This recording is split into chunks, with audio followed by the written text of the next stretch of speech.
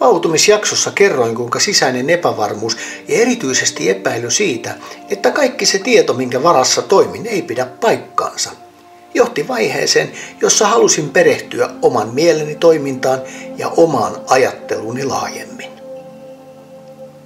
Havaitsin myös, että se ajatusmalli, jonka olin sisäistänyt omakseni, oli itsekeskeinen, vaikka elämme maailmassa, jossa kaikki elämä on monimuotoista ja monitahoista.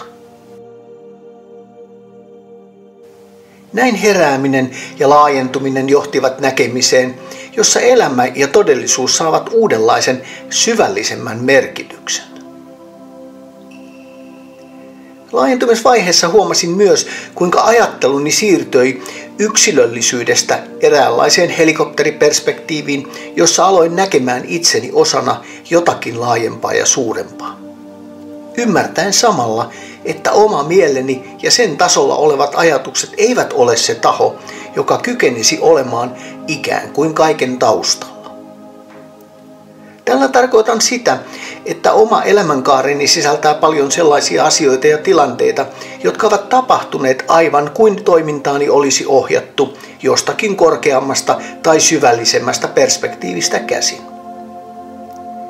Sielukäsitykseen minun on ollut hyvin vaikea uskoa, mutta jos katselen elämääni kokonaisuutena, niin näen selkeästi, että tietyt vahvuudet ja heikkoudet ovat olleet merkittävässä roolissa eräänlaisina taustavaikuttajina tai energeettisenä potentiaalina, joka on ollut läsnä kaikessa.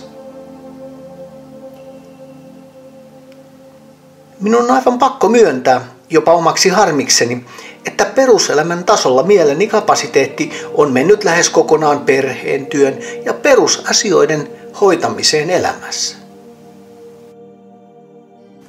Sisäänpäin kääntyminen johti selkeään ymmärrykseen, että lähes kaikki, mitä olin pitänyt totuutena, oli inhimillisen ajattelun tuottamaa käsitteellisyyttä tai muita rakenteellisia ajatusmallia, jotka toimivat perustasolla, mutta jotka eivät kykene tyydyttämään sisäistä tarvetta perehtyä omaan todelliseen itseen ja löytää näin rauha, rakkaus ja vapaus.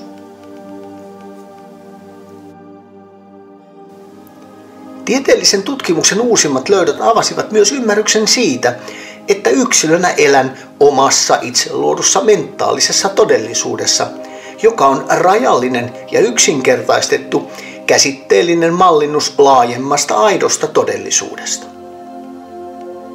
Jotta pystyisin paremmin ymmärtämään sitä voimaa, viisautta tai potentiaalia, päätin tehdä tämän kuunnelman, jossa perehdytään siihen, miltä ihmisyys ja elämä voisi näyttää syvemmiltä tasoilta katsottuna.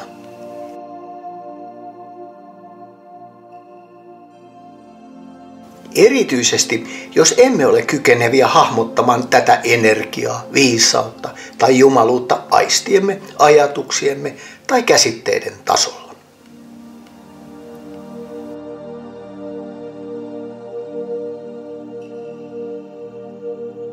Joten lähdetään liikkeelle, matkalle, jossa sisäinen hiljainen olemus kertoo meille, miltä elämä näyttää syvemmistä näkökulmista katsottuna.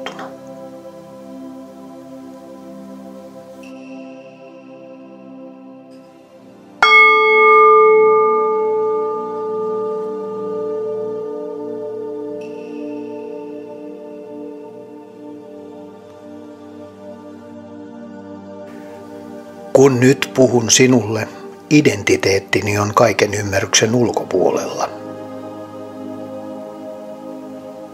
Puheeni on myös tarkoituksetonta, sillä siinä ei ole päämääriä.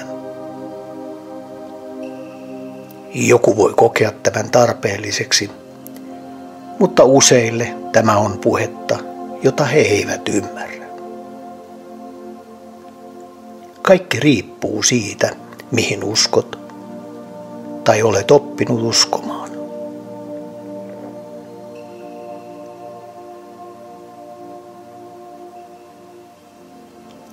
Jos joku kysyisi, kuka nyt puhuu, niin vastaus olisi korkein viisaus, joka on se, mikä on kaikkien kuvausten ja käsitysten ulkopuolella näkymättömänä avaruudessa, jota ei ole olemassa.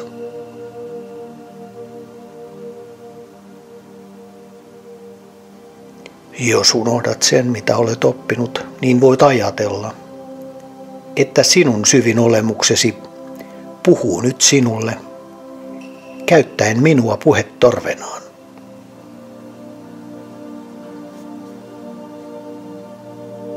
Normaalitilanteessa voisi olla hyödyllistä tehdä esittelyt.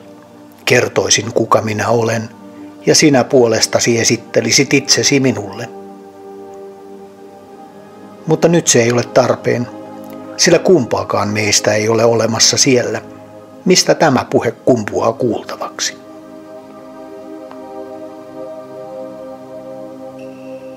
Näkymättömyyteni on ilmeinen, sillä olen kaiken sen taustalla, jota kutsumme olemassaoloksi.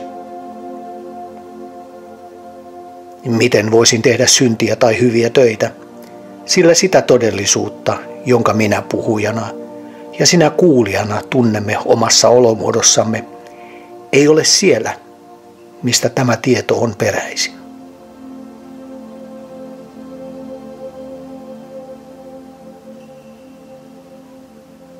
Tässä puheessa kuulet sen, kuinka syvällinen, näkymätön viisaus puhuu sinun tietoisuudellesi, aivan samalla tavalla kuin se samanaikaisesti puhuu minulle, kun toimin puhetorvena näille ajatuksille, lauseille, päätelmille, vastakohtaisuuksille sekä näkökulmista riippuville kuvauksille siitä, mitä olemme tottuneet pitämään totuutena tai todellisuutena.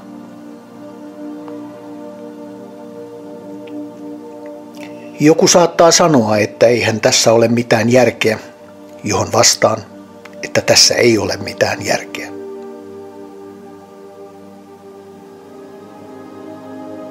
Voit aivan yhtä hyvin lopettaa nyt, sillä tässä puheessa ei ole neuvoja, ohjeita tai muutakaan semmoista, joka voisi auttaa sinua voittamaan elämäsi haasteet tai olemaan jotakin semmoista, mitä haluat tai tahdot olla.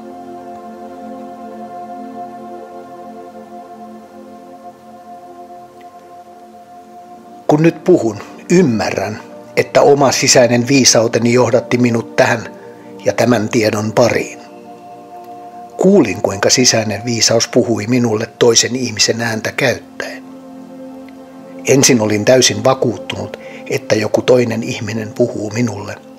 Mutta kun kaikki se, mitä ymmärrän, tapahtuu sisälläni, en ole enää täysin vakuuttunut siitä, kuka on se, joka puhuu ja kuka on se, joka kuuntelee.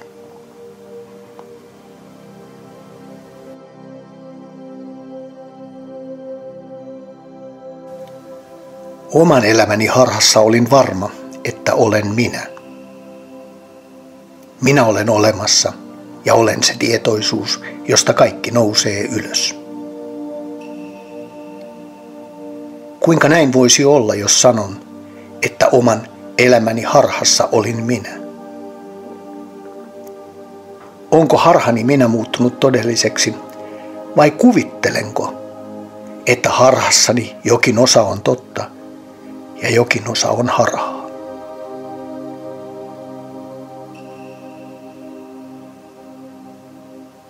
Kun ajatuksien tyhjydessä tutkin itseäni, niin kuinka minuus voisi kadota tai muuttaa olomuotoaan, jos sitä ei ole olemassa?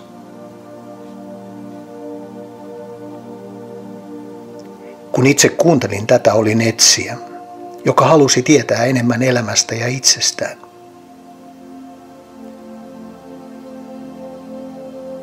Nyt tiedän sen, että minun ja tämän näkymättömän kaiken ymmärryksen taustalla olevan välillä ei ole mitään eroa.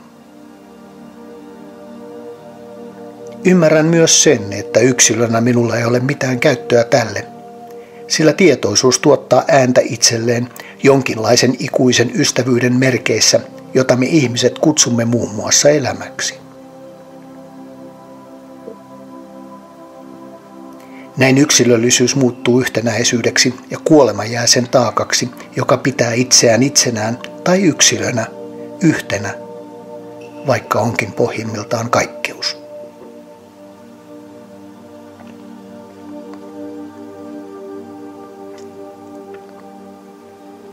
Jos kysyt minulta jotakin, minun ei tarvitse miettiä vastausta, sillä kaikki on selkeää ja selvää.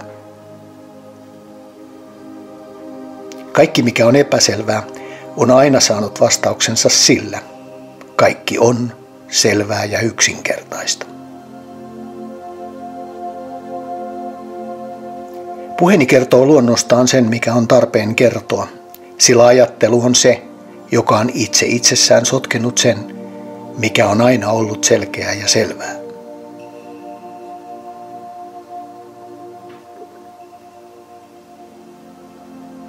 Minä synnyin samalla, kun tämä maailma syntyi. Kun kuulet ääneni, niin sana vastaa sanalle, mutta toisaalta en ole sana tai mikään muukaan ajatus, ajatuskulku, idea tai oivallus, sillä olen kaiken sen taustalla sellaisessa muodossa, jota emme voi ymmärtää.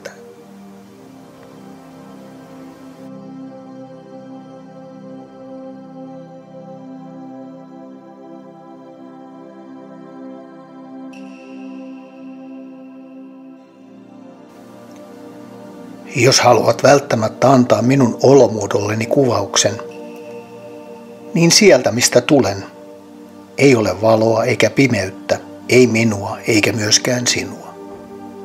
Kuinka voisit tunnistaa minut, kun minulla ei ole mitään tunnistettavaa muotoa? Kuitenkin joissakin tilanteissa, kun armo kohtaa kokijan, hän voi tuntea minut tavalla, jota hän ei voi selittää tai opettaa muille. Joku voi ihmetellä, miksi olen täällä, enkä siellä sinun seurassasi tai teidän seurassanne. Lähtisitkö itse paikasta, joka on autuus, tai paikasta, joka on täyteys?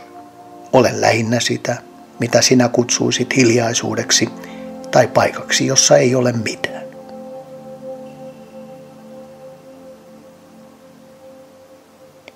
Jos kuitenkin haluat tietää, mitä olen, niin kerron sinulle, että olen se, joka todistaa olemassaoloa ja ei olemassaoloa.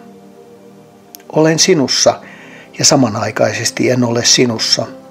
Jos ymmärrät tämän, ymmärrät mitä olen.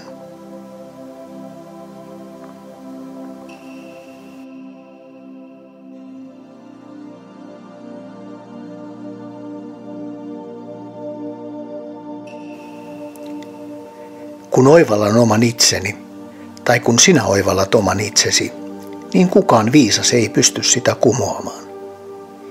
Siihen eivät pysty tiedemiehet, eivätkä muutkaan älyllisesti ajattelevat olennot, sillä he eivät monimuotoisuuden vallitessa pysty oivaltamaan sitä, mikä ei ole heille olemassa olevaa.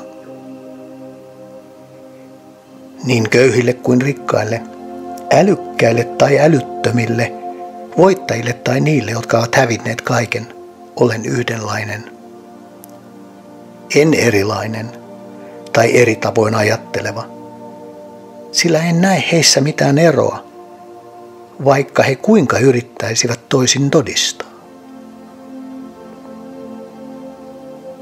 Tiedän kuinka ja miten yksilö tuntee olevansa oma itsensä. Tästä syystä en näe eroa suuren tai pienen välillä. En näe myöskään mitään eroa pyhyyden tai pyhyyteen pyrkivän oppilaan välillä, sillä niin pyhä kuin myös epäpyhä ovat vain käsitteitä ihmismielen ajattelussa. Sinun voi olla vaikeata ymmärtää tätä, sillä tarkkailet maailmaa arvioimalla sitä käsitteellisesti.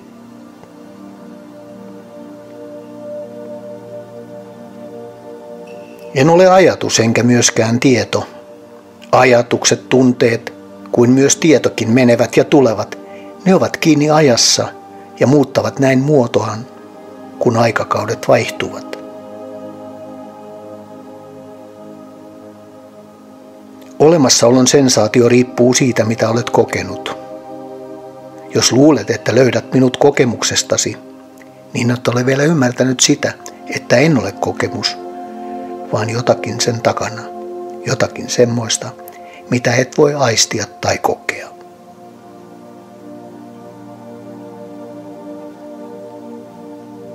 Jotkut ihmiset kertovat, että heillä on muistoja menneistä elämistä.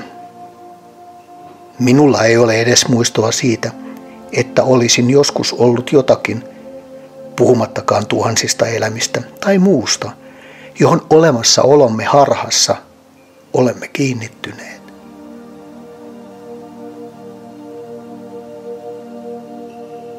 Et löydä minusta jälkeäkään maailmasta, sillä olen kaikkeus, jota et aistiesi, ajatuksiesi tai tunteidesi avulla pysty hahmottamaan. Jos kuvittelet minut persoonalliseksi, niin minulla ei olisi mitään tarvetta 100 vuoden elämälle, useille elämille tai millekään muulle, mikä sinusta tuntuu tavoittelemisen arvoiselta.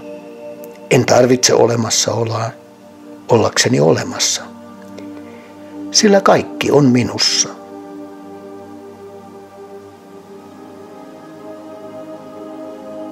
Kehomielesi ei koskaan tule ymmärtämään minua tai sitä, mitä olen. Siksipä pyydänkin sinua unohtamaan minut, luopumaan minusta ja poistumaan täältä, jossa ei ole mitään sinulle. Kun luovut minusta, huomaat, että en ole poistunut mihinkään, vaan olen kaikessa, mitä ikinä koetkaan. Voit uskoa tähän, jos haluat. Jos uskot, niin olen. Jos et, niin en ole.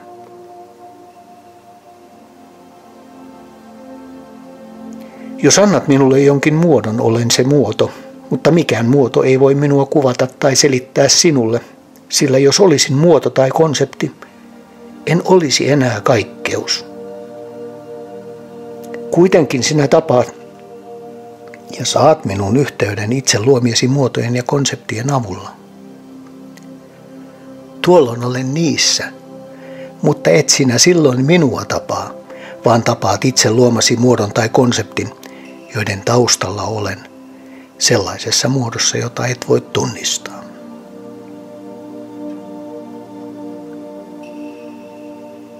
Jos katson maallista elämää ja sen menoa, näen sen olevan ajankulua ja viihdykettä ihmisen tietoisuudelle ja sille kipinälle, joka ihmisen sisällä on. Sinä ja minä, tai sinun ja minun tietoisuus, sekä niiden mukaisesti manifestoitunut universumi, eivät ole erillisiä, vaan ne ovat yksi ja sama. Se, mistä tila on luotu, on meissä, ja se, miten tunnistamme tämän muodollisen tilan, on myös meissä.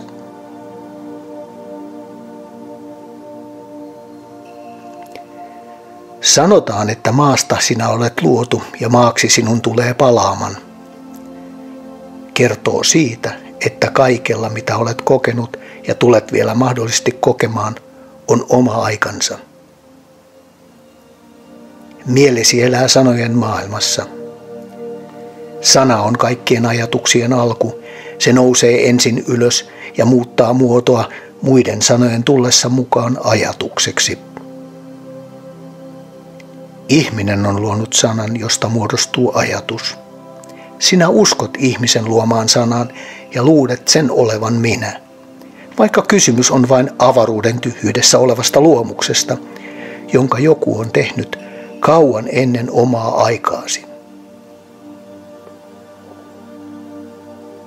Käytät vaatteita, mutta et sano, että olet vaatteesi.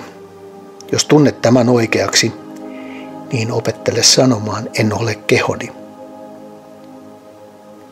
Opettele myös sanomaan, että et ole kehomielesi tai siitä nousevat ajatukset, tunteet tai tuntemukset.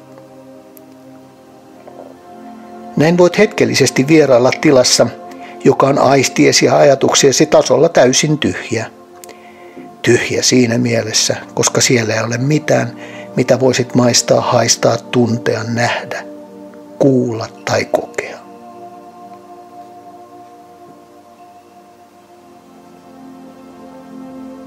Vapautuminen tarkoittaa yksinkertaisesti sitä, että olet vapaa. Se, joka ei ole kiinni ajatuksissa, mielessä, älyssä tai muussakaan vastaavassa, ei tule enää häirityksi ulkopuolisen maailman toimesta.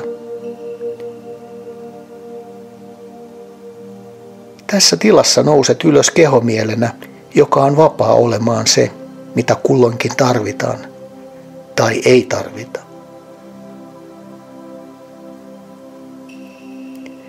Tässä tilassa kulttuurin ja erilaisten konseptien tarpeet on täytetty, et ole mielesi, etkä myöskään kehosi, vaan olet puhdas tietoisuus. Aika päättyy, mutta sinä et.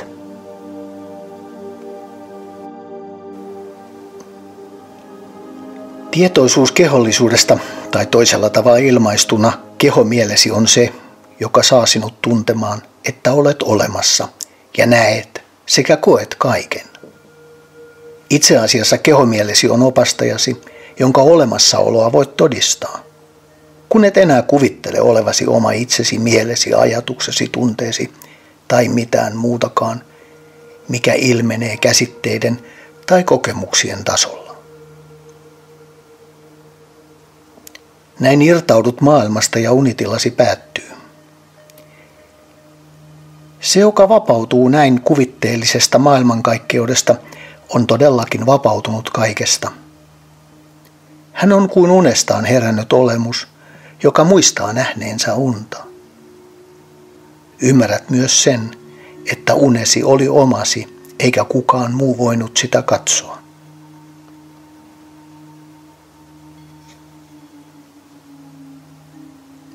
Kun näin ymmärrät omat lähtökohtasi, sinun ei tarvitse pyytää mitään, sillä se, joka johdatti sinut syntymäsi jälkeen hetkeen, jossa tulit tietoiseksi olemassaolostasi, pitää kyllä sinusta hyvin huolta. Todiste tästä johdatuksesta ja ohjauksesta olet sinä, joka nyt uudella tavalla on tietoinen omasta itsestään, kehostaan ja mielestään. Sisäinen tietosi, minä olen olemassa, on se perusta, josta kaikki avautuu koettavaksi. Voit kutsua sitä myös elämäksi, josta ennen heräämistäsi näit unta. Se, mikä on puhdasta, hohtaa läpi ajatuksesta, minä olen olemassa, minä olen tietoinen olemassaolostani, on vahva perusta, josta kannattaa pitää kiinni.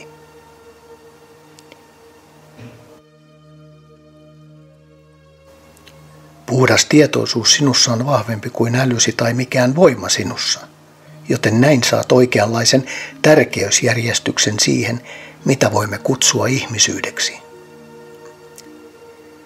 Ihmisyydessä kehomielesi ei ole enää se, joka haluaa tai tahtoo, vaan se on se, joka on osa laajempaa kokonaisuutta, jota voimme kutsua elämäksi. Kun ymmärrät, että olet puhdas tietoisuus ja puhdas tietoisuutesi on minä. Minä siinä muodossa, että puhun nyt sinulle, sinun lähettämänä lähettiläänä, jossa on alku ja loppu, kaikki yhdessä ja samassa paketissa. Sinä olet minä, minä olen sinä, ja kun pohdimme ja mietiskelemme tätä, olemme yhdessä elämän unessa. Aivan yhtä hyvin voimme herätä tästä unesta, aivan kuten heräät joka päivä takaisin tähän uneen, jota kutsumme elämäksi. Voima, viisaus, rauha, vapaus ja rakkaus kuvavat sitä, mitä kaikkeus pohjimmiltaan on.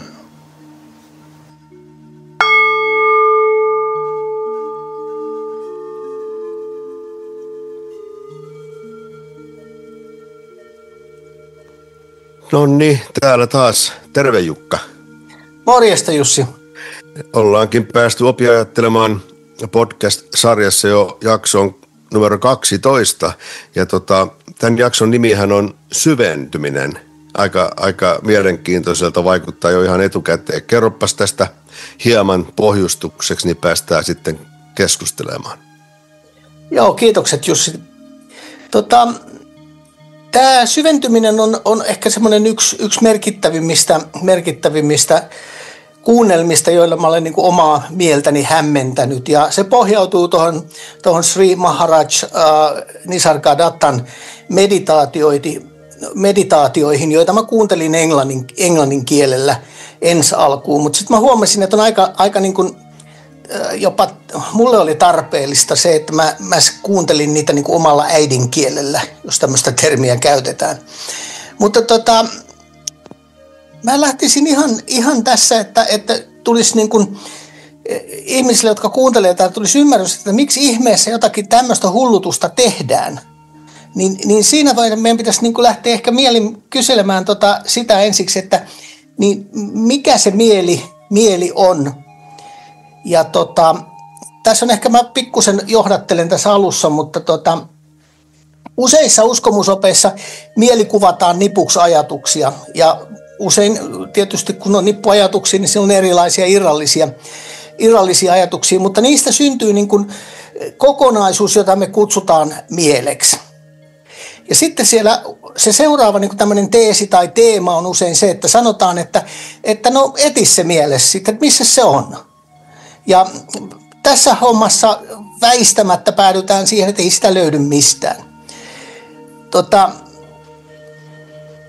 Jos me sitten lähdetään miettimään, että mitä ne ajatukset on siellä mielessä, kun niitä siellä sitten on semmoisia erilainen nippu, niin voitaisiin sanoa, että se on niin kuin tavallaan prosessi se ajatus.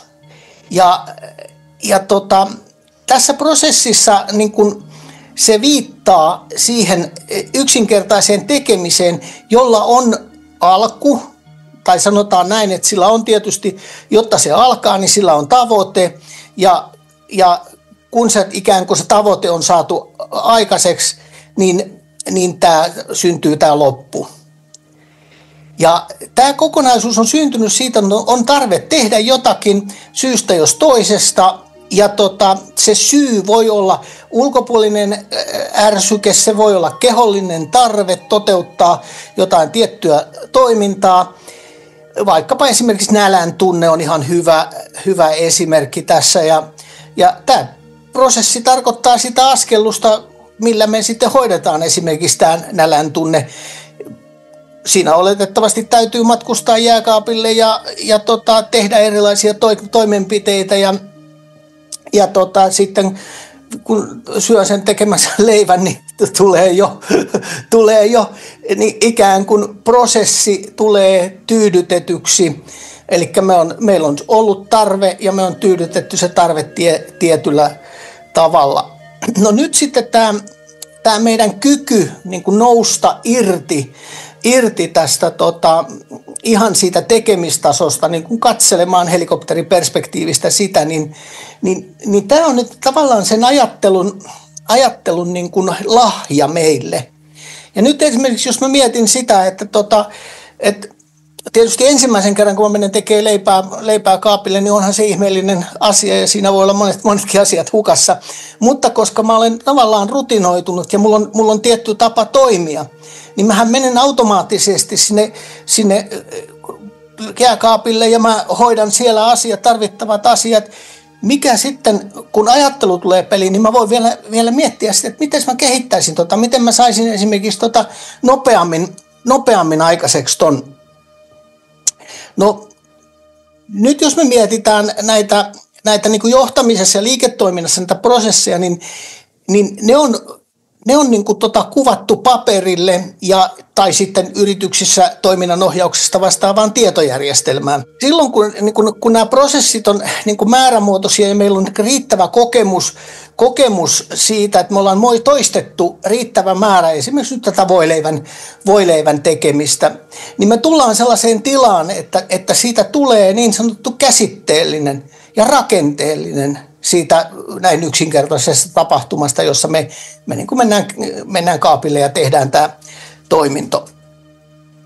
No nyt jos me sitten vielä mennään tästä, eli nyt me tultiin jo yksi taso, niin kuin ensiksi oli se tekemisen taso, ja nyt meillä syntyy sitten jo toinen taso, eli me niin kuin tavallaan tämmöisestä silminnäkijän, ymmärtäjän perspektiivistä me voidaan niin kuin arvioida sitä tapahtumaa jälkikäteen tai siinä ihan suurin piirtein siinä niin kuin samassa vaiheessa, vaiheessa, kun me vaikkapa toimitaan, niin mehän voidaan ajatella siinä monia muitakin asioita. Ja mitä syvemmälle me mennään tuolla näissä ajatuspohdinnoissa, niin me tullaan semmoiseen ymmärrykseen, että mieli on niin kuin ihmisen sisäinen ohjauskeskus, jossa on myös tietynlainen sovellus, joka sitten vastaa näitä toimintoja. Ja jos me mietitään käyttöjärjestelmää, niin siinä on hyvin yksinkertaiset niin kuin pääprosessit, ne on havainnointi, muistaminen, tunteminen ja sitten erilainen päättely. Ja nämä auttaa meitä kohdistamaan huomiota, tekemään valintoja, säätämään tunteita, toimimaan tarkoituksenmukaisesti tai myös sekavasti, jos se järjestelmä on kaoottisessa tilassa tai sen taustalla olevat tiedot ei pidä paikkaansa. Mutta se, mikä on oleellista, niin mieli ei ole asia tai rakenne, vaan se on tietynlainen dynaaminen järjestelmä, joka ohjaa sitä, miten me toimitaan ja ajatellaan eri tilanteissa. Jos me otetaan siihen nämä ihmisen aivot, niin ihmisen aivot on tekninen rakenne, kun me mietitään sitä, niin se on sähkömagneettinen, biokemiallinen, lihallinen elinkokonaisuus, joka mahdollistaa mielen toiminnan. Kun me liitetään tähän vielä hermosto, niin me ja ulkopuoliset tiedonkeruujärjestelmät, näkeminen, kuuleminen, haistaminen, maistaminen ja tunteminen, niin me tullaan jo hyvin pitkälle siihen, että me tarkastellaan tätä kehollista järjestelmää. Ja nyt jos me mietitään sitä, että meillä on vielä niin kuin kyky mennä syvemmälle ja sieltä syvältä arvioida niin kuin jopa omaa suhdettamme maailmaan, maailmankaikkeuteen ja niin edespäin. Ja se, kuka siellä sitten syvemmällä tasolla arvioi tätä, niin yllätys, sillä ei olekaan enää yksilöllistä identiteettiä. Ja nyt jos me mietitään sitä meidän ajattelua, että kuitenkin mun päässä pyörii niin kuin tietynlainen käyttöjärjestelmä ihan niin kuin mun tietokoneessa ja mulla on tietyt sovellutukset. Nämä sovellukset on tavallaan niitä asioita, joita mä olen kokemuspohjaisesti oppinut tekemään. Niin kun mulla on tämmöinen järjestelmä, niin mikä on se taho siellä syvemmällä, joka on ikään kuin se päävastuullinen tai syyllinen siihen, että tällainen inhimillinen toiminta on tullut. No nyt kun mä olen peruselämässä, niin ei mun pieneen mielenkään tule miettiä sitä, että miksi mä täällä olen, mikä on mun elämäni tarkoitus, vaan mä tohotan niitä mun perusprosesseja, koska mä olen ikään kuin tässä tarve suorita, saavuta tavoite niin kuin kierteessä. Ja jotta mä pystyisin niin kuin tavallaan kehittymään syvemmillä tasoilla, niin mun täytyy sinne mun omaan ajattelujärjestelmään luoda rakenne, ymmärrystä siitä, minkälainen se tämän koko paketin omistaja, mahdollisesti se luojataso tai hengen taso tai jumaluustaso on. Muussa tapauksessahan mä puhun jostakin tai ajattelen jotakin täysin abstraktia ja ymmärtämätöntä. Ja nyt kun tuolla esimerkiksi tuossa kuunnelmassa ääni kertoo, että näkymättömyyteni on ilmeinen, niin silloin mä altistan oman mieleni miettimään sitä, että no mikä se näkymätön siellä voi olla? Mutta sehän on hyvin yksinkertaisesti vastattu. Ethän sä näe oman tietokoneeskaan käyttöjärjestelmää. Näkymätönhän se on sekin. Jotenka, ja periaatteessa kaikki ajatukset on, mullahan voi pyöriä hirmuinen ajatusmyrsky päässä, ja sä katselet, että siinä se Jukka vaan istuskelee. Elikkä me tullaan siihen, että tämän kuunnelman tavoite olisi tuottaa ymmärrystä siihen suhteeseen, että siellä on näkymätöntä, joka tuottaa näkyvää tekemistä, kommunikoi aineellisen maailman. En tiedä, osasinko riittävän sekavasti kertoa yksinkertaisen asian, mutta mitäs mieltä olet, Jussi? Kyllä se oli hyvin sekavasti kerrottu. Ei, kiitos vaan, Jukka. Joo, hyvin mielenkiintoista ja näkökulmaa. No, mulla tuli oikeastaan lähinnä, mä tuun vähän toista kautta tähän jälleen, eli lähempää tuosta Ramana Maharishin, kuinka sollakkaan, sen hänen lasiensa kautta, jos näin voi sanoa. Ja ensiksi toi mieli, niin Ramanan ja Advaitankin mukaan, Advaita Vedantan mukaan siis, mieli oikeastaan, sellaista ei ole olemassa kuin mieli. Ja niin kuin sanoitkin tuossa, että se on lähinnä vain nippuajatuksia, jotka ovat kenen? Minun. Eihän ne ajatukset leijaile ilmassa aivan itsenäisenä entiteettinä, vaan nehän ovat jonkun ajatuksia, eli tässä tapauksessa minun. Ja tämä minä-ajatus on tämä ydinajatus niin kuin näiden oppien mukaan, eli on olemassa ydinajatus, joka sekin on siis ajatus, mutta se on hieman erilainen kuin nämä muut ajatukset siinä mielessä, että tämä minä-ajatus sisältää tietoisuuden omasta olemassaolostaan ja on tietoinen itsestään. Ja sen sijaan ajatuksethan ei ole, ne on riippuvaisia täysin siitä ajattelijasta. Eli kun usein kuulee, ollaan vissiin ennenkin puhuttu siitä tässä kuunnelmien jaksojen aikana, että en pysty hallitsemaan ajatuksiani tai minkäs mä ajatukselleni voin, niin ehkä niille ei voikaan mitään, että jokainen ajatus pitäisi nyt käsitellä. Sen sijaan, miksi niihin tarvitsee niin paljon antaa huomiota? Se on asia, mikä on meidän päätettävissä. Että eihän ajatukset meitä vie, vaan me annamme itsemme mennä vietäväksi. Ja tämä on niin kuin yksi olennainen kohta ihan tämmöisen mielenterveydenkin kannalta. Eli me ollaan sen ajatusten niin kuin herra, eikä päinvastoin, mutta tämä ydinajatus, tämä ydinmieli on tämä minä-ajatus Ramana Maharishin ja Advaita Vedantan ydinoppien mukaan. Eli jos me tarkastellaan sitten tätä minä-ajatusta, että mikä tai kuka se minä on, niin siinä me päästään tähän tuntemattomaan, mistä mainitsit siinä mielessä, että jos me tutkitaan tarkoin tätä minää niin, ja etsitään, että mistä se nyt pullahtelee esille ja mistä se nousee tai kumpuaa, niin me huomataan, että sellaista minää ei ole missään.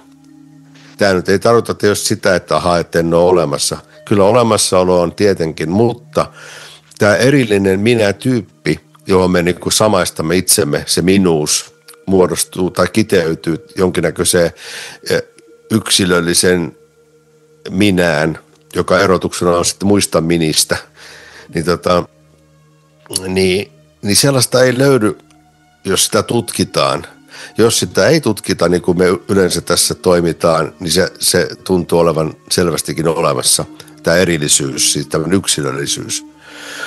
Ja sitten tuossa oli mikä tuli mieleen, oli sitten taas nämä, kun on nämä tarpeet, ja joita opitaan sitten tyydyttämään, on ne mitä tahansa, niin nämähän on meidän ehdollistumia, niin kuin hienosti kutsutaan niitä vaassanoiksi, eli tämmöiseksi piilevät taipumukset, halut, toiveet, joita haluaa toteuttaa, tai siinä uskossa ennen kaikkea, että sitten se tuo onnellisuuden mukanaan, kun mä syön sen voileivän, niin tokihan mä oon hetken aikaa tyytyväinen, kunnes mulla on taas nälkä. Eli pakollinen viittaus Jeesukseen tässä kohtaa, eli että kun juo tätä maallista vettä, niin sitä janoa aina uudestaan. Ja tämähän on tietysti ihan ok, eihän se mikä ongelma ole, mutta ei sieltä mitään lopullista vastaustakaan sit saada tästä ulkoisten asioiden tyydyttämisestä, oli ne kuinka mielenkiintoisia tahansa. Ja tässä piilee yksi vaara, jos näin voi sanoa, on se, että meillä on taipumus, olen itse tällainen myös ollut ja on varmaan vieläkin, eli jos joku asia tuottaa mulle iloa tai tyydytystä, niin sitähän pitää kehittää eteenpäin. Ja tässä niin kuin ihmismieli on kyllä, taas tämä mieli tulee tässä vahvasti esille, että mehän yritetään ajatuksemme avulla kehittää sitä meidän tiettyä tarvetta tai halua entisestään niin kuin vieläkin ihmeellisemmäksi. Tämä nyt pätee ruokaa, seksiin ja valtaan ja rahaan, mihin tahansa.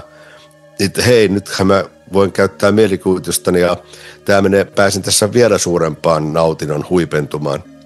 Ja sekin on tavallaan ihan ok, mutta jos sitä miettii, mihin se sitten johtaa, jos se menee niin kuin pitkälle siinä voi mennä, että ollaan jo menty merta enemmän skalaa siinä mielessä, että me ollaan hukattu myös itsemme siinä niin kuin fantasian toteuttamisessa, oli se sitten mikä tahansa. Niin tässä on mun mielestä yksi vaara, että nämä tarpeet ja niin kuin kehollisuuden, kehon omat tarpeet ja ne ei ole mikään ongelma, mutta kun siihen lisätään tämä ihmismielen niin kuin mielikuvitus, niin siinä kohtaa niistä alkaakin helposti tulemaan ongelmia, kuten tiedetään liiallisella syömisellä, juomisella tai millä tahansa asialla, niin on seurauksensa, vaikka lähtökohtaisesti eihän niissä ole mitään pahaa. Niin tämmöinen asia tuli mieleen tuosta mitä äsken tuossa kerroit, ja herätti tällaisia ajatuksia näin alkuun. Joo, mä tarttuisin tuohon, että onko meillä kyky niin kuin hallita ajatuksia ja vastaus on kyllä ja ei tavallaan. Että ensimmäisessä se, miten tätä mä lähtisin purkamaan sitä silleen, että esimerkiksi kun sä katsot elokuvaa, niin sinähän syntyy sellainen samaistumisen tila, jossa itse asiassa kaikki muut häviää. Kaikki muu oikeastaan, mikä oli ennen, eli oma keho ja suhde siihen tilaan, jossa me ollaan, niin se ottaa ja häviää kerta kaikkiaan. Eli me ollaan niin kuin siirrytty jonkunlaisesta tietynlaisesta tietoisuuden tilasta toiseen tilaan. No nyt, jos mä olen samaistunut siihen omaan kehollisuuteeni, niin mun on hyvin vaikea tunnistaa sitä, milloin ne ajatukset tulee. Ja jos niissä on sitä suojamekanismi niin kuin ilmiötä tai semmoista niin kuin toiminnallisuutta, että ne toimii myös suojarakenteena, niin on hyvinkin ymmärrettävää, että niiden kuuluu nousta. Ja kun mä katson sitä tietystä näkökulmasta, niin mulle tulee sellainen tunne, että en mä noille mahda mitään. Mutta sitten kun mä siirryn sinne syvemmälle ja mä alankin opettelemaan sitä samaistumista, jolla mä voin samaistua siihen näkymättömään. Koska oletettavasti ihan yhtä lailla, kun mä pystyn samaistumaan kehollisuuteen, niin miksi mä pystyisin samaistumaan siihen näkymättömään, koska se näkymätön on todennäköisesti huomattavasti enemmän ja isommassa roolissa kuin mitä mä oon ikinä osattu kuvitella.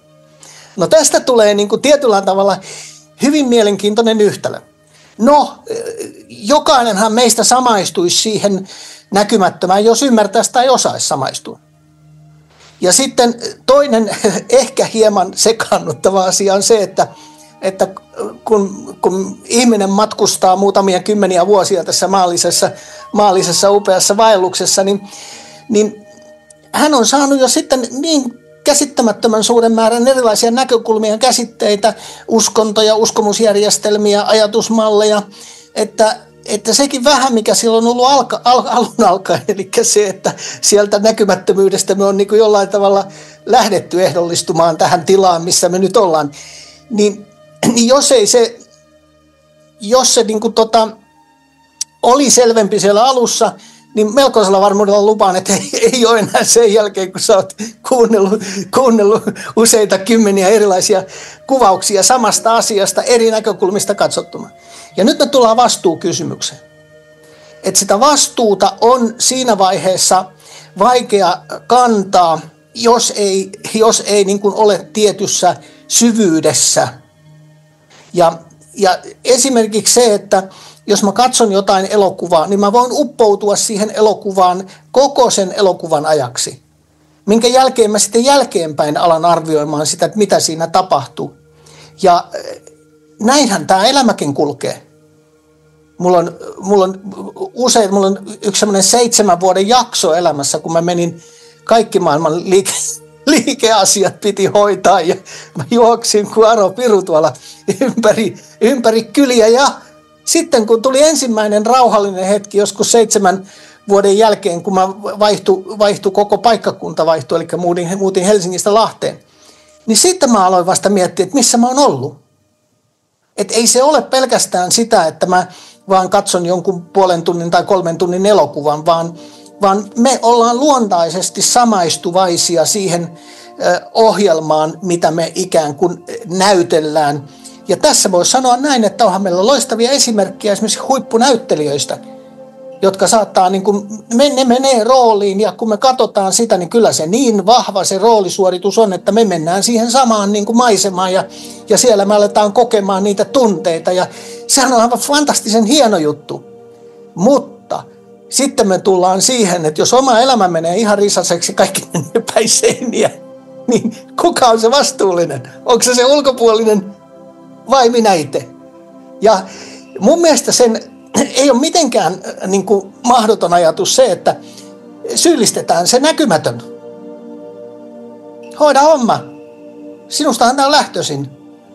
Ja auta mua.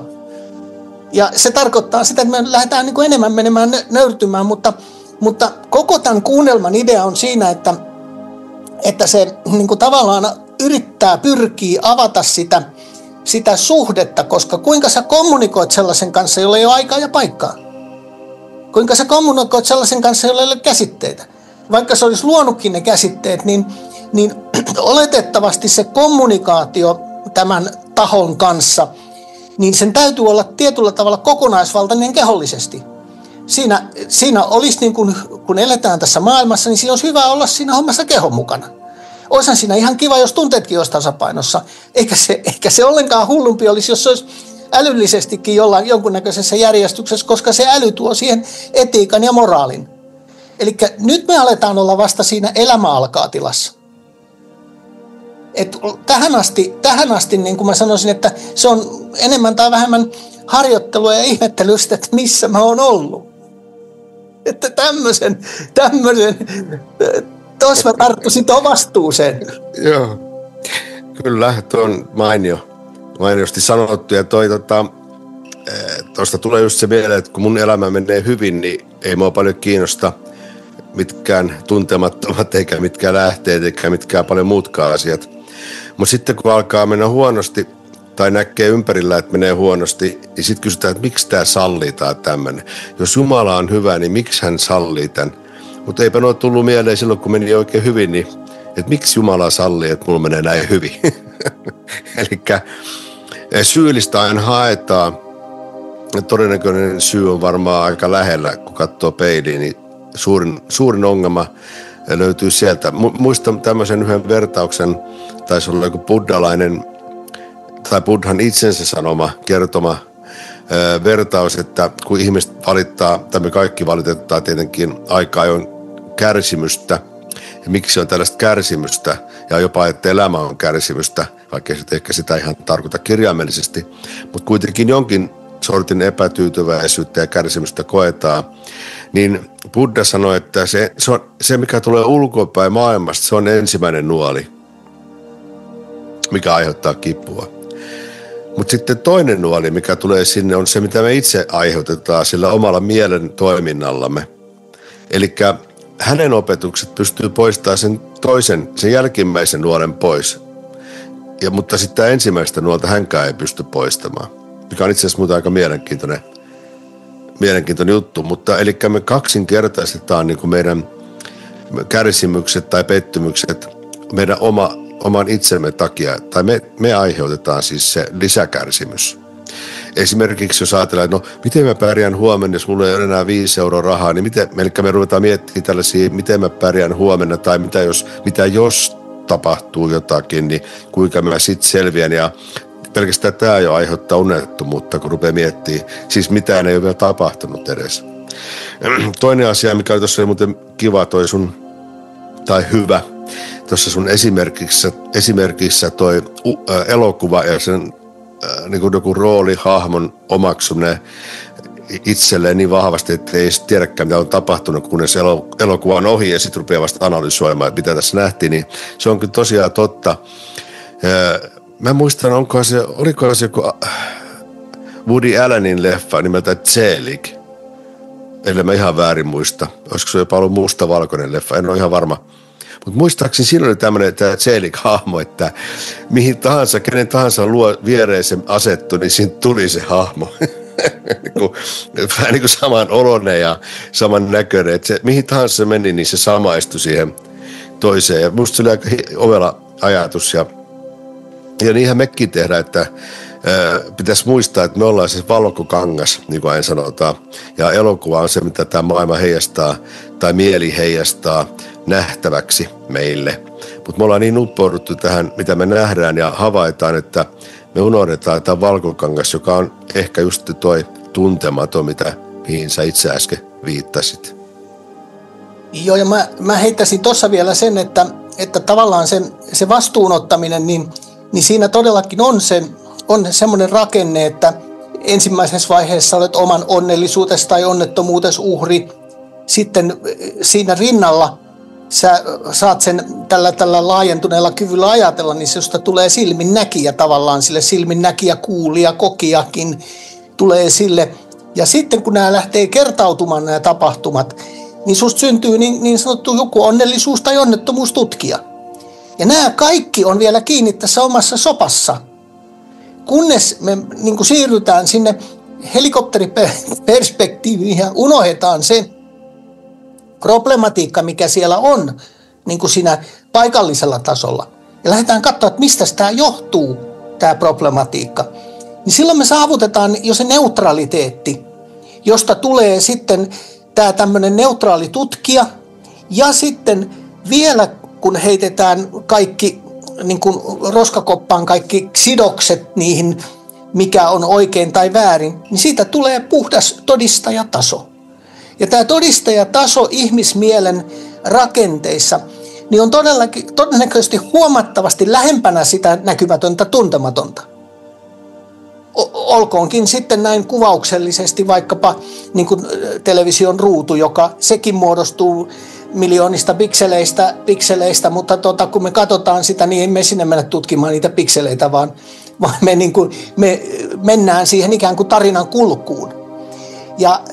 Ja tässä se, niin kuin sanotaanko sen neutraliteetin saavuttaminen, eli semmoisen neutraalin näkökulman saavuttaminen, niin se alkaa jo johtamaan niihin tilanteisiin, että me ei enää niin kuin sahata sitä omaa oksaamme poikki ymmärtämättömyydessämme, koska me niin kuin tavallaan ymmärretään, että minua ei olisi täällä, jos tässä ei olisi ollut miljoonia, miljardeja ihmisiä rakentelemassa tätä maapalloa, jos ei tässä olisi tätä tämmöistä luonnon kehityskulkua, joka on johtanut sitten mahdollisesti jonkunlaiseen evoluution. Sekään ei ole niin kuin ollenkaan oleellista, miten se on tapahtunut, mutta se, että jos mä meinaan elää täällä ilman että mä niin kuin jätän pelkkää tuhoa jälkeen, niin mun mielestä tämä on ihan terve tapa lähteä liikkeelle tästä, että tutustutaan nyt sitten, että miltä se näkymätön kuulostaa, jos se kommunikoisi meidän kanssa tällä tavoin. Ja sehän on selkeää, että se jollain tavalla kommunikoi. Mutta mennään siihen myöhemmin. Mutta mitäs tohon sanot? No, ei tuohon mitään voi lisätä sinänsä. Yksi asia tuli mieleen, tosin toi todistaja. Jos mä vertaisin, tai yleensä on hyvä verratain unen näkemiseen. Että jos ajatellaan, että me ollaan nyt katsomassa elokuvaa tai tätä meidän omaa elämäämme, joka on yksi elokuva ehkä muiden joukossa, niin uni antaa meille hyvän vinkin tästä, tai vihjeen tästä tarkkailijasta. Kun me vajotaan unen näkötilaan, niin mehän ihan ensimmäiseksi napataan sieltä joku hahmo, mistä tulee se minä, joka se on se sankari siellä tai antisankari siinä unessa tai todistajana siinä unessa, joka seuraa tapahtumia, on osa niitä tapahtumia itsekin. Ja tietysti se unimaailmahan ei ole tehty sinne valmiiksi, jonne me sitten mennään, vaan se syntyy meidän kokemuksemme mukaan samaan aikaan sen unen näkijän kanssa. Eli tämä on jo aika mielenkiintoinen havainto, että pitää ehkä aina ajatella, että unimaailma, unen näkijä, itse unen näkeminen, kaikki tapahtuu samaan aikaisesti. Mutta tämä unessa oleva meidän minä-hahmo, joka siellä seikkailee, niin sehän ei ole sen unen näkijä. Ei se ole se unen niin kuin todistaja, vaan se on se, puhutaan ego-minästä tai tästä yksilöllisestä minästä, niin sehän on se, joka sen unen näkee, jossa hän kuvittelee itsensä yhdeksi niistä hahmoista, josta tulee sitten sen unen seikkailussa se minä. Mutta sitten vasta kun herätään huomata, että se olikin kaikki mielen toimintaa. Että se ei ollut ikään kuin todellista. Mutta silloin kun me nähtiin se unta, niin kyllä se oli meille ihan yhtä todellista kuin mikä tahansa valvetila tai mikä tahansa, koska kyllä me, jos siellä sattui jotain kauheita, niin meitä pelotti tai nälätti tai janotti tai mitä tahansa tehtiin, niin kyllä se tuntui siinä unessa ihan yhtä todelliselta. Vasta kun me herätään, niin me voidaan todeta, että eli herätään siinä mielessä, että tulee toiseen uneen. Niin todetaan, että se oli vain unta. Ja tässä on muuten, mähän kerroinkin vissi tästä joskus jossain aiemmin meidän näissä jutusteluissa, että on nähnyt sellaisia unia, että on nähnyt unta, sitten on herännyt ja ajatellut, että no olipa hurja uni, niin mä olin edelleen unessa, niin kuin toisessa unessa. Ja sitten mä ajattelin, että sit mä heräsin siitäkin niin kuin tähän niin sanottu valvetilaan, eli oli tämmöinen niin kuin tuplaunet. Ja se oli aika hämmentävää, koska luuli jo heränneensä kerran. Ja näitä on aina hyvin harvoin, mutta joskus tulee näitä asioita. Mutta just tuo todistaja tässä nyt on se pointti, eli se unen näkijä ja leffan näkijä, niin kuka tai mikä se on. Ja väitän, että sen niin kuin vastauksen tai sillä avaimella, kun me tutkitaan tätä, kuka tämä todistaja, kokija ja näkijä on, niin me päästään sinne, niin kuin mainitsitkin tuossa muistaakseni, että ollaan jo lähempänä sitä tuntematonta, koska se on se ovi, mikä kun avataan, niin me astutaan tai ollaan jo sitten jo tietoisia tästä tuntemattomasta, pitäisikö sanoa. Niin tämmöinen huomio tuosta tuli mieleen. Ja tuossa mä niin kuin tavallaan se todistaminen, sehän voi tapahtua niin kuin, useinhan se tapahtuu jälkikäteen tämmöisenä päätelmänä arvioimana, tapahtumien arvioimana, mutta se voi olla niin kuin hetkellistä, se voi liittyä johonkin tapahtumaan, johonkin tilaisuuteen, mutta se voi liittyä myös siihen, että päivä ja yö vaihtuu ja viikon aikana sä olet hereillä ja valveilla ja teet sitä sun tätä. Mutta siinäkin niin kuin näkökulma on sellainen, että joku on koko ajan ikään kuin tietoinen kaikesta siitä, mitä tapahtuu. Mutta nyt kun me tällä meidän mieliaparaatilla katsotaan, niin me katsotaan sitä sieltä niin kuin tavallaan sieltä näyttämöltä. Katsotaan sitä ja me ollaan siinä näytelmässä ikään kuin elämän näytelmässä mukana. Ja nyt siellä, jos siellä joku ohjaaja on siellä vaikka jollakin parvella katselemassa sitä, niin kuin tavallaan me ei nähdä sitä, meillä ei ole sitä yhteyttä siihen ohjaajaan. No se, mikä siinä sitten niin kuin loppujen lopuksi tässä opiajattelemaan teemassa pitäisi tapahtua, niin sen näyttelijän täytyisi oppia ajattelemaan silleen, että se tiedostaa näytellessään, että täällä on se näkymätön voima. Ja itse asiassa nyt näyttelijänä minä näyttelen tätä roolia, mikä minulle on niin kuin avautunut tähän. Ja silloin se sen roolin problematiikka niin kuin laajentuu.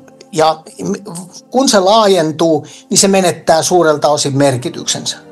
Eli sä et enää ajattele, että voi nyt toi ja nyt kaikki on mua vastaan ja ei tästä tule mitään ja voi minua kurjaa. Niin kuin tavallaan sä voit kommunikoida noilla sanoilla, mutta se sun sisäinen maisema on jo rauhallinen. Se niin kuin että annetaan tämän päivän mennä tästä, että mikä siinä, että tässä oli vasta aika lailla villipäivä, että kaikenlaista ihmeellistä tapahtui. Tai sitten oli valtavan onnellinen päivä. Ja kun se tapahtuu, se ehdollistuminen siihen, että se arviointi tapahtuu sieltä syvemmältä tasolta. Että tälleen se elämä avautuu minussa, että hieno juttu, että 3 hyvää päivää ja 2 pari vähän huonoja, sitä aivan fantastisia päiviä, niin silloin se problematiikka on jo siinä elämän kulussa, eikä niissä yksittäisissä tapahtumissa, mitä siellä on. Ja mä uskoisin, että tämä on jo aika iso askel, puhumattakaan siitä, että se, joka katsoo sieltä niin kuin korkeammalta tasolta, niin ei se niin kuin, mä en usko, että se haluaa sitä näytelmää tai sitä teatteria tuhota, koska se oletettavasti myös ymmärtää sen, että se näytelmä tuottaa jotakin semmoista, joka on myös pääosin näkymätöntä sille, joka samaistuu siihen näyttelijän rooliin. Tuossa mä niin kuin sanoisin, että toi niin kuin opi ajattelemaan teema on siirtymistä niin kuin tiedostamaan sitä sisempää. Ja sitten kun me tiedostetaan ajattelun tasolla se sisempi, niin myös se meidän mielen taso, eli se meidän käyttöjärjestelmä ja sen asetukset lähtee muuttumaan. Ja mä rinnastaisin kyllä, uskallan tehdä sen rinnastuksen, että esimerkiksi tämä meidän niin kuin mieli, niin se on hyvin pitkälle samanlainen kuin keinoäly. Eli se on ihan samalla lailla, se ladataan hirmuinen määrä tietoa ja sitten sitä koulutetaan. Ja kun sitä koulutetaan, niin se saavuttaa tietyn automaatiotason. Ja kun se saavuttaa tietyn automaatiotason ja me aletaan nähdä niitä automaattisia suorituksia, niin mehän annetaan sille suoritukselle ikään kuin identiteetti. Tietysti me voidaan sanoa, että tietokone teki sen, mutta tässä ihmisen tapauksessa niin minä tein sen. Ja tästä me tullaan siihen problematiikkaan, että meillä niin kuin ne menee ne puurot ja vellit sekaisin, automaatiot ja tietoiset toiminnat. Ja siinä sekamelskassa, jos ei sitä helikopteriperspektiä ole, niin mä sanoisin, että se voi olla se, että kun sanotaan, että suuri osa ihmistä on unessa, niin ne on todennäköisesti mä käyttäisin tämän tyyppistä niin kuin mallinnusta siinä uneen. Toi on varmasti ihan yksi olennaisimpia asioita, että ollaan vähän niin kuin siis ei olla tietoisia siitä, mitä tehdään, mitä koetaan, ketä ollaan tai mitä edes tapahtuu. Että se on semmoista vähän niin kuin, tietysti tämä on klisee, että kaikki sanotaan henkisissä näissä piireissä, että heräsin. Kun koen herätyksen, niin heräsin, mutta uskallan väittää, että kaikki, jotka tälleen sanoo, on vielä tietynlaisessa kuitenkin elokuvassa mukana. Tämä herääminen, mitä tässä tarkoitetaan, niin on varmaan ainakin mun mielestä ja omankin kokemuksen mukaan, että tullaan jo vähän tietoiseksi, eka kertaa ehkä elämässä, niin kuin oikeasti tietoisesti tietoiseksi kaikesta omasta olemassaolostaan ja just näistä, että mitä tapahtuu, mitä mä oon tehnyt tai jättänyt tekemättä, että tullaan tämmöistä ruvetaan tuntemaan myös omat käyttäytymismallit ja teot, että ollaan myös niistä tietoisia, koska aika monet vuodet menee elämässä, että ei sitä edes tajunnut, mitä teki, vai tekikö sitä mitä. Että se oli vähän semmoista puoli sattumanvaraista toimintaa ja vähän semmoista reagoitiin milloin mitenkin missäkin tilanteessa. Että oikeastaan nimenomaan tämä helikopteriperspektiivi, sitä ei ollut vielä edes syntynytkään. Ja se onkin tärkeää, että semmoinen syntyy, joka syntyy sitten, kuka tietää, mikä meidät herättää edes siinä määrin, että tullaan tietoiseksi, että ollaan edes olemassa. Tämä voi kuulostaa jotenkin hölmöltä, että no totta kai olla olemassa, että älä sekoile siinä Jussi. Mutta väitän, että me ei olla edes kauhean tietoisia, että olen olemassa ja miten ihmeellistä se on jo ensinnäkin. Me puhutaan, että ihmeitä tapahtuu, että joku koki ihmeen. Mutta jos ajatellaan ihan tarkkaan, niin se, että ollaan olemassa, me ollaan tietoisia omasta olemassaolostamme, niin onko mitään sen ihmeellisempää? Se on aivan ihmeellisen ihmeellistä. Ja siitä tulee tietoiseksi tästä olemassaolosta, ja että on tietoinen siitä. Ja onhan se ainutlaatuinen ja ihmeellinen asia, ja varmaan se on sitä, ollaan nyt kyllä ihan siinä tuntemattoman reunalla, että sanathan tietysti olla menettävät merkityksen kohta, mutta mutta näin mä itse koen, että tämmöinen herääminen, tarkoitetaan silloin nyt mitä tahansa heräämistä, niin on välttämätöntä, jotta päästään yleensä millään tavalla tässä omassa elämässä tai elämässä ylipäätänsäkään, niin saadaan siihen jotain merkitystä.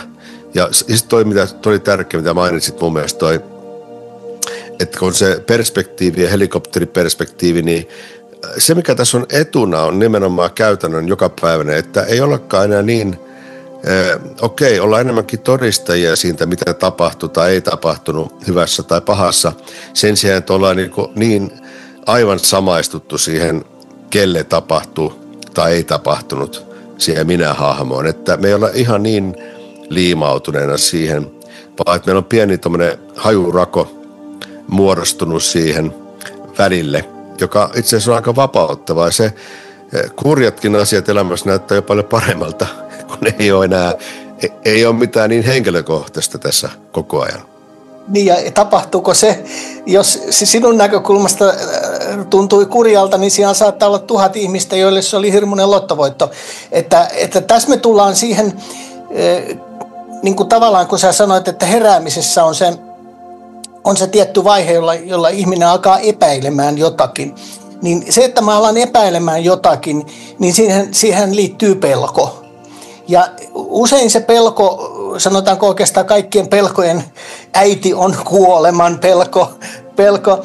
Mutta toisinpäin käännettynä se on, että jos meillä on tämä näkymätön, tuntematon, joka siellä on, joka muuten on sitten itse asiassa ollut jokaisessa hetkessä mukana, ja se on ollut vielä sellaisissakin hetkissä oletettavasti mukana, missä syntyy 10 miljoonaa solua sekunnissa, niin nyt sitten me tullaan oikeastaan siihen koko niin kuin ison idean, niin se iso idea onkin ne, että olenko mä erillään siitä vai en. Se ei haittaa, jos mä sieltä helikopteriperspektiivistä katson, että tossa on tommonen keho, jonka elämä niin kuin pukee päälleen aamulla, kun se herää. Ja sitten se alkaa toteuttamaan sitä narratiivista rakennetta tai sitä elämän rakennetta, mikä tästä niin kuin mun kotipisteestä tai siitä sängystä, mistä mä herään, niin avautuu mulle. Ja nyt mä sanoisin näin, että ne omakohtaiset kokemukset on sellaisia, että mitä tutummaksi se tuntematon tulee ja mitä enemmän mä siellä niin kuin ajattelun tasolla niin kuin pystyn olemaan siinä ymmärryksessä, että hei, ei täällä voi olla niin kuin kauheasti minua vastaan mitään. Koska tämmöinen valtava määrä töitä, mitä tämänkin ja energian virtauksia ja solujen syntymiä ja viisastumista ja hölmöilyä ja kaikkea tällaista, niin tämä on niin käsittämätön juttu, että mä en pysty edes käärimään mieltäni sen ympärille. Niin kuinka tämmöinen voima, näkymätön voima, olisi niin kuin jotenkin mua vastaan. Ja tähän tulee vielä sitten se kaiken hauskin juttu että kun mä mietin sitä, että mitä mä tällä kehollisella olemuksella oikeastaan sitten havittelen, mitä mä haluan, että tällä tapahtuisi, niin sehän on nimenomaisesti se kokea autuutta, euforiaa ja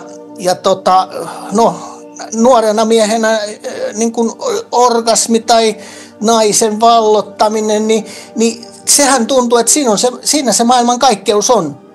Mutta silloin tavallaan se tavoiteltavissa oleva ihanuus, onnellisuus, niin sehän on hyvinkin pitkälle hetkellistä. Mutta se nostaa esiin sen, että me ollaan äärimmäisen helposti addiktoituvia. Et kun me saadaan jotain hyvää, sä viittasitkin siihen, niin sitä pitää saada lisää. Mutta se suuri hyvä, mikä siellä pohjalla on, niin se kyllä mä olen siinä ton Rubens Spiran kanssa niin kuin aika lailla vahvasti samaa mieltä, että rakkaus, rauha ja vapaus on ne valtavan suuret isot fundamentit, jotka niin kuin kuvastaa sitä, ne on kuvausta siitä, minkälainen se pohjamaisema, se mikä on näkymätön, niin sillä on, koska esimerkiksi mä huomaan se, että keho reagoi siihen. Silloin kun se rauhallisuus tulee, niin sydämenlyönnit rauhoittuu, suojamekanismit kytkeytyy pois, maailma alkaa näyttämään hyvinkin valosalta ja jopa mielenkiintoiselta paikalta. Ja mitenkäs tämän selittää joku sellainen, joka niin kuin väittää, että meidän pohjarakenne olisi jotain pahuutta tai jotain muusta. Mun omakohtainen kokemus on se, että se ei millään tavalla voi olla näin päin. Että se on täysin toisinpäin. Että tässä se mun mielestä se olisi se motiivi niin kuin tutustua tai opettaa oma niin kuin käyttöjärjestelmän mieli, miksi sitä nyt siis kutsutaankaan, niin toimimaan niin, että se näkisi isompia kuvia, jolloin se ottaisi huomioon myös muita ihmisiä paremmin. Ehdottomasti näin. Ja nuo sanat, mitä tuossa mainitsit, Rupert Spiran, rauha, rakkaus ja mikä se kolmas nyt olikaan, niin vaikka ne tuntuu, että no taas noita kliseitä, mutta jos ajatellaan tuossa mielen kannalta, niin suomenkielinen sana mielen rauha, niin se on aika hieno, koska sehän tarkoittaa, että mieli ei meitä häiritse. Me ollaan, että sanot niin kuin rauha, vaikka sodan loppuminen tuo rauhan, eli se väistyy. Se ei enää ole niin kuin haittaamassa ja aiheuttamassa ongelmia tai kärsimystä, ja sen väistyminen johtaa rauhaan. Ja mielen rauha voidaan ajatella ainakin mun mielestä osittain samalla lailla, että mieli, joka tässä jutustelun alussa todettiin, että on vain nippuajatuksia, jotka on usein aika levottomia, niitä on runsain määrin, niin mielen rauha on se, että rauha syntyy välittömästi, kun mieli on poissa. Ja nyt tietysti joku voi ajatella, että no eihän mieli koskaan ole poissa, mutta itse asiassa syvässä unessahan meillä ei ole mieltä. Elikkä ei ole mitään havaintoja, ei ole havaitsijaa, ei ole kokemuksia, ei ole dualismia, siis subjekti-objekti on poissa hetkellisesti. Ja oli elämän tämä valvetila, kuinka uskomatonta fantasiaa ja jatkuvaa onnen huippuja toisensa jälkeen, niin jokainen kaipaa unta. Että aikansa kutakin, niin oli kuinka hauska päivä tahansa, niin nyt riittää, että nyt on pakko kyllä vetäytyy. Ja tämä on niin kuin tavallaan luonnollinen, koska tämä meidän, jos sanotaan, että yksilöllinen minä tai ego-minä, niin se väsyy. Se luo koko päivän, me koko aika on tätä jatkuvaa luomista ja tämmöistä luomuksen toteutumista ja halujen toiveiden toteutumista ja pyrkimystä ainakin niiden toteuttamiseen ja tyydyttämiseen. Mutta päivän päätteeksi me väsytään siihen, tai meidän mieli väsyy. Eli on ihan luonnollista, että mieli välillä poistuu tästä niin kuin näyttämöltä ja ollaan siinä rauhassa, eli kutsutaan sitä nyt sitten syväksi uneksi, jossa ei ole tätä vastakkaisuuksia ja muuta. Nyt tietysti voi ajatella, että no onpa tylsää, että se on vaan pimeyttä. Ja tässä meidän valvetilan näkökannalta se näyttää pimeydeltä. Miksi? No siksi, että siinä ei ole tätä dualismia, että subjekti-objekti, tätä havainnointia. Se on niin kuin poissa siinä väliaikaisesti ainakin.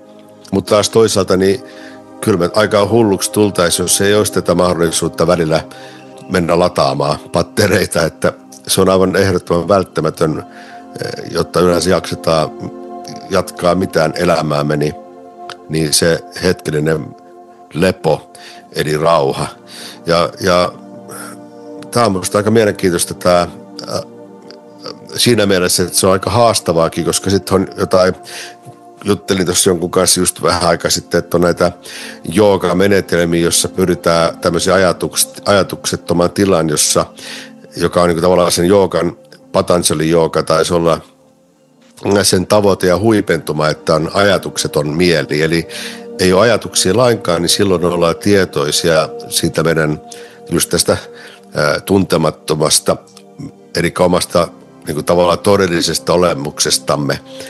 Niin mutta toisaalta vuosien harjoittelu tässä Patanjali joogan kanssa, niin mehän päästään tuohon tilaan joka yö, kun me nukahdetaan.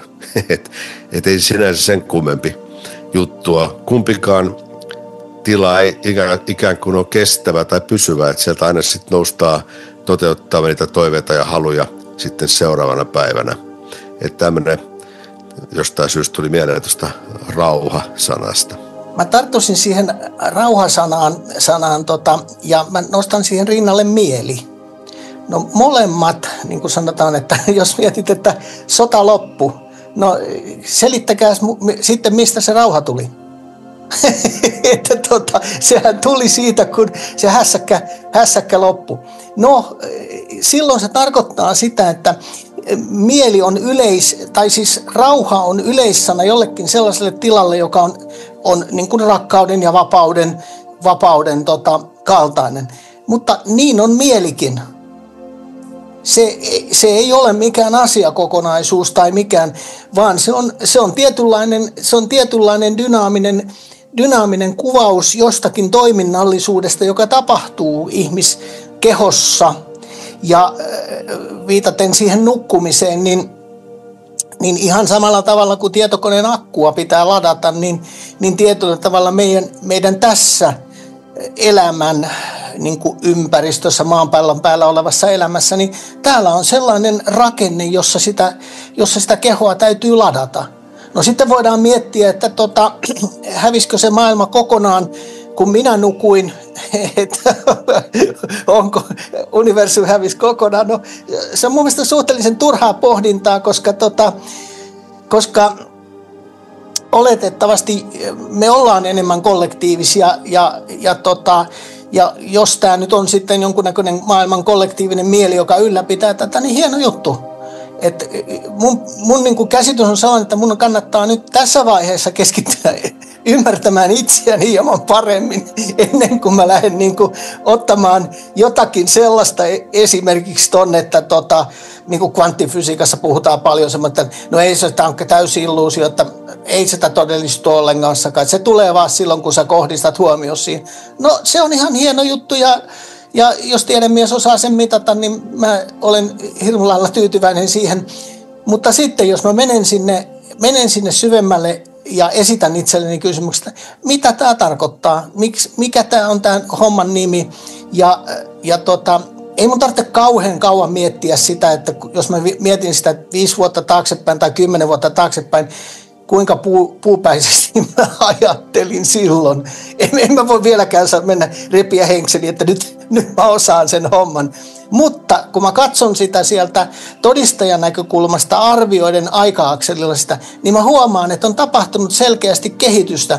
Ja tämä Jukka, joka täällä istuu, niin tämä ei ole ensimmäisenä lähdössä ampumaan vihollista. Mikä tarkoittaisi niin kuin nykypäivän ymmärryksen mukaan, että miksi mä tappaisin itseäni. Että se on se ja miksi mä tuossa kun viimeksi puhuttiin siinä laajentumisesta, niin kun puhuttiin keuhkoista, niin jos mulla on nämä keholliset keuhkot ja tuossa on tommonen mahtava metsäluonto, aurinko, fotosynteesi, joka tuottaa happea ja mä taas sitten vastavuoroisesti lahjoitan hiilidioksidia tähän systeemiin, niin vups, on jo niin, me ollaan niin sellaisissa ympyröissä, että tuolle ei kauheasti kannattaisi lähteä niin kuin itseään suurempia asioita hämmentämään. Kannattaa ehkä niin kuin se, mitä mä olen tässä koittanut opetella, on nöyryys ja ymmärtää se, niin kuin se oma asemansa ja ymmärtää tämä elämä niin kuin lahjana, että vau, että mä pääsen tällaista kokemaan. Ja se, joka tämän kokemuksen niin kuin tarjoaa mulle, niin se on ollut muuten ihan itse asiassa jokaisessa hetkessä. Se on ollut nukkuessakin läsnä ja se on vielä, se niin kuin tavallaan ylläpitää sellaisia kehollisia luonnon toimintoja, maapallon universumin toimintoja, että tällä virityksellä, mikä mulla tässä kehon kanssa on, niin ei musta ole todellakaan edes sen kengän nauhoja sitomaan, niin kuin taisi siellä olla siellä. Jeesus sanoi kuvasi, että mä tavallaan ymmärrän sen, jos tosta hehtaarimaailmasta lähtee katsomaan sitä. Niin Toi oli muuten Johannes Kastaja, joka sanoi Jeesuksesta, että hän ei ollut sen arvon, että voisi edes Jeesuksen kengänauhoja sitoa, mutta kyllä tuonne sopiva nöyryys tuohon tarvitaan. No toi oli hyvä kommentti, koska kyllä mä pidän Jeesusta niin isona profeettana, että kyllä mä voisin kokeilla ihan samalla lailla sanoa, että Että kyllä mä sieltä takarivistä kattelin sipolvillani ja varmaan vedet valus silmistä onnellisuudesta. Ja tuskin mulla olisi mitään tarvetta mennä niin kuin tekemään mitään. Mä olisin vähemmän käkenä ihan sieltä, että wow. Aivan niin, itse kukin. Ja yksi asia tuli tuosta, minkä mainitsit, niin tämä on se kvanttifysiikkaa tai whatever, tai jopa filosofis-henkistä advaitismia tai whatever näkökulmaa, niin että meillä ei ole mitään todistusta siitä, että maailma on jatkaa olemassaoloa sillä aikaa, kun me nukutaan. Niin tämähän perustuu, tämä on niin kuin oikeastaan haastava, koska tämä on semmoinen, mikä jakaa ihmiset kyllä aika voimakkaasti kahteen, ja niin kuin tuossa sanoitkin, niin mitä sillä on väliä, mikä se on sitten se lopullinen vastaus sikälis, koska se, että ollaan jo kiitollisia tästä hetkestä ja tästä olemassaolostamme on jo sinänsä riittävä. Mutta siis sehän pohjautuu ainakin Advaita-Vedantan puolella tuo ajatus siihen, että meillähän ei ole mitään todistetta mistään maailman olemassaolosta silloin, kun me ei ole näkemässä sitä. Ja nyt tietysti voisi ajatella, että onpa egoistissa, että kun sä oot täällä, niin sitten tämä nähdään. Ei se sitä tarkoita. Vaan otetaan se uni-esimerkki taas. Se tarkoittaa sitä, että niin kauan kuin se unihahmo on, me nähdään unta ja me ollaan samaistuttu siihen unihahmoon siellä unessa, niin eihän se ole siellä mikään mahtailija ja sen unen näkijä tai päättäjä. Että se sama asia pitää suhteuttaa nyt tähän Valvetilan hahmoon, että eihän tämä Jussi tässä nyt ole tämän unen näkijä tai maailman näkijä sinänsä tai luomassa mitään. Mutta se on just tämä, että se mutta mikä on meidän käytännöllinen oma kokemus, niin sehän on väistämättä tämä, että vain kun me nähdään, me voidaan todeta, että näen maailman. Silloin kun me ollaan syvässä unessa tai kanttuvei tai koomassa, niin meillä voidaan väittää jälkeenpäin, mutta siinä tilassa meillä ei ole mitään todisteita maailman olemassaolosta ilman sen näkijää. Tämä on tämmöinen aika tiukka väittämä, mutta itse asiassa ei se niin monimutkainen ole, jos sitä pystyy heittämään pois kaikki uskonopit ja teoriat ja kokea vaan tai hyväksyä vaan sen, mitä me oikeasti koetaan. Ei se, mitä me haluttaisiin kokea, mitä pitäisi kokea, mitä uskonto tai tiede tai joku muu sanoo, vaan mitä me ihan oikeasti joka päivä koetaan ihan itse. Niin näinhän me koetaan. Se, että mikä on sitten totta tai ei, niin tosiaan siitä ei kannata sen enempää kiistellä. Ollaan tyytyväisiä tähän kokemukseen, mitä elämäksi kutsutaan. Se laajentunut näkökulma, niin kuin tavallaan se helikopteriperspektiivi, se tuottaa jo niin kuin ajatteluun mun ymmärrykseni mukaan, niin se tuottaa siihen ajatteluun niin kuin semmoista näkökulmaa ja laajuutta. Sitten kun se syvennetään tonne niin kuin niihin tuntemattomiin, näkymättömiin sisäisiin maisemiin, niin sieltä tulee myös sitten se, että me aletaan ymmärtämään, että me katsotaan, puhuit siitä, niin kuin nähdäänkö me, koetaanko me se maailma, niin mehän katsotaan se niin kuin kehon läpi. Niin kuin me katsotaan sen niin kuin tietynlaisen mielen linssin tai tietynlaisen mentaalisen linssin läpi. Ja tuosta näkökulmasta katsottuna, niin kyllähän se näkökulma varmaan on todellisuuden kanssa jonkunnäköisessä synkronissa. Jos siinä on mukana pelkoja, niin se värittyy tietyllä tavalla. Ja jos tämä mieli, joka tässä sitten niin kuin on siinä aika tärkeässäkin roolissa, eli se on siellä käyttöjärjestelmän tasolla, niin jos ei se touhuile omiaan, eli sieltä ne sen omat automaatiot on niin kuin odotustilassa, niin mä uskoisin, että se filterin läpi katsominen näyttää jo huomattavasti erilaiselta. Ja mulla on tästä muutama kokemus, näitä Nisargadatan meditaatioita kuuntelin ja lähdin tuossa yhtenä lauantai-aamuna koiran kanssa tonne kaupungille ja kävelemään tuosta. Ja yksi niistä tapahtumista oli sellainen, että yhdessä vaiheessa mä ihmettelin, kun mä torilla olin, niin mä mun kroppa kuunteli vieressä olevien ihmisten keskustelua ja mä kuulin erilaisia ääniä ja mä olin niin kuin sellaisessa tilassa ja juurikin tämän meditaation tai tämmöisen kävelymeditaation niin kuin ohjaamana, niin ei mulla ollut niin kuin kerta kaikkiaan minkäännäköisiä ongelmia ja se näkökulma ja se kuulemisen laajuus, niin se oli ihan vaan huikea. Mä olin ihan niin kuin pitkän aikaa ihmeissäni siitä, että mitä tässä tapahtuu. Ja sitten se oli semmoinen jännä ajatus, että itse asiassa mähän salakuuntelen toisten ihmisten hommia. Ja yllätys, mä saatan vielä hermostuakin niistä. se niin kuin, jos se kääntää niin päin, että jos mä olisin älynnyt pysyä kotona ja enkä olisi lähtenyt minnekään, niin mä en ole sitäkään hermostumista kokenut. Mutta tässä on just se, että se rauhallinen, hiljainen mieli, niin sille ei ole tavallaan, sille ei ole mitään semmoista automaattista suojatehtävää eikä mitään muutakaan. Ja silloin, jos sieltä sisältä, sieltä näkymättömältä tasolta tulee jotakin, niin se tulee kyllä harvinaisen selkeästi. Et senkin kävelyreissun aikana siinä oli sitten yksi ihminen, joka tarvitsi apua, niin en mä esittänyt niinku mitään kysymystä, meneekö mä auttamaan ja mä en voi varmaan auttaa, ja jos mä tolle jotain annan, niin siitä menee sitten rosvokoplalle. Tämmöistä niinku skeidaa ei tullut sieltä. Ja se oli hyvin niin kuin, mä sanoisin, että autuas, täysi kokemus. Ja se on ehkä yksi syy, minkä takia mä sitten tein suomen kielellä tämän kuunnelman. Ja jotenkin syntyi myös semmoinen jännä tilanne, että kun mä kuuntelen näitä omia kuunnelmia, tai sitten aika ajoin kuuntelen myös niitä Nisargadatta niin kuin meditaatioita, niin mä saavutan sen saman tilan. Ja mulle tulee hyvä fiilis ja mä voin käyttää jopa sitä siihen, että kun oikein mieli myllertää, niin mä otan tuosta koiran narun päähän ja napit korviin. Ja kun mä tuun sieltä kävelyltä, niin ne ongelmat tuli hoidettua ja mun ei tarvinnut touhuttaa niin kauheasti. Jos ei muuta, niin ainakin mulla on huomattavasti seesteisempi ja rauhallisempi mieli.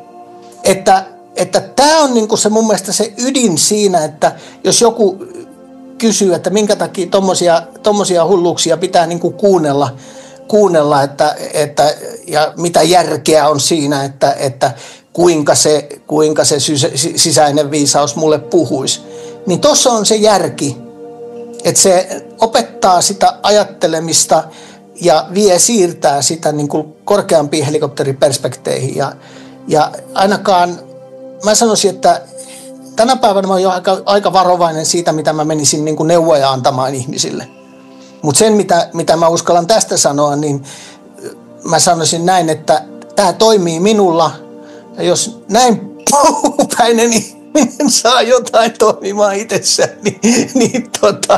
niin kyllä se toimii muissa ihan taatusti, että kyllä. Omalla tavallaan. Kyllä. Musta nämä on todella antoisia ollut nämä meidän opi ajattelemaan keskustelut ja tämä koko sarja. Että ei tässä oikein, joutuuko tässä taas päättelemään kohta samat kuin ennenkin, että olemisia ja tuntemattomisia vai mitä, mutta todella ollut kyllä näkymättömisiä, joo. Todella antoisa ollut kyllä keskustella näistä ja tämä vie niin kuin aina semmoiseen selkeyteen sitten myös ja saadaan tämmöinen hyvä vähän niin kuin tai nyt ehkä vastakkaisia, mutta vähän eri näkökulmia kumpikin tuodaan, niin sekin lisää tähän tällaista mielenkiintoa, ettei ole vaan, että ollaan niin kuin täysin, tavallaan olla samaa mieltä, mutta vähän eri vinkkelistä sitten kuitenkin välillä, mikä on niin kuin tosi hienoa.